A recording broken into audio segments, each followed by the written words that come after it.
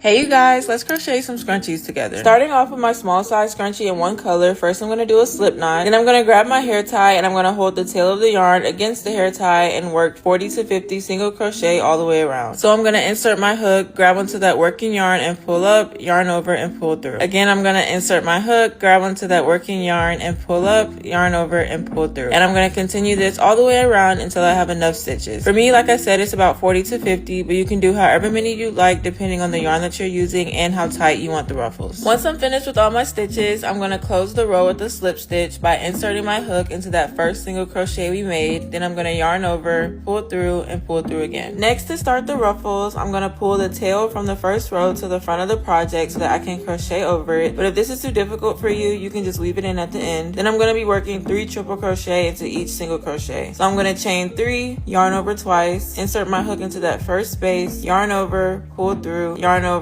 pull through, and yarn over, pull through. Once I've crocheted a good amount over the tail, I'm going to go ahead and cut that, and then I'm going to continue all the way around with 3 triple crochet into each stitch. So now that I'm at the end of the row, I'm going to close it with a slip stitch into that third chain that we did at the beginning, making sure both loops are on my hook. I'm going to yarn over, pull through, and pull through again. Then I'm going to chain 1 and I'm going to cut the yarn, pull it through, and tighten. And now I'm just going to go ahead and weave the tail into the stitches. So once I go around and fix all the ruffles, I'm all finished. Now let's move on to how I do a small scrunchie with a different color trim. All of the steps are going to be the same up until I start the ruffles, and this time instead of doing triple crochet, I'm going to be doing 3 double crochet into each stitch. Once I'm at the end of the row, I'm going to insert my hook into that second chain we did at the beginning of the row, and making sure both loops are on my hook, I'm going to grab my new color and loop it around and then pull it through both loops. Then I'm just going to tighten the previous color and I'm going to pull the tails of the yarn to the front of the project so I can crochet over them. And since I'm going to be doing single crochet all the way around, I'm only going to chain 1. Then I'm going to go ahead and insert 1 single crochet into each stitch all the way around. And for this part, you want to make sure that your tension is not too tight. In fact, you want it to be pretty loose, because if the single crochets are too tight, then the ruffles are going to curl up and they won't look right. Now that I'm at the end of the row, I'm going to close it off just like before. I'm going to do a slip stitch into that first chain from the beginning, chain 1, cut the yarn, pull it through, tighten it, and weave in the ends. So that's how I make my small scrunchies with a different color trim. That's pretty much the basics of how to make scrunchies, and you can play around with how many stitches you want to insert and what different stitches you want to use to change up the size of the ruffles and the stripes. Let me know if you guys have any questions down below, and be sure to check out my YouTube for the full in-depth beginner friendly tutorial. Bye!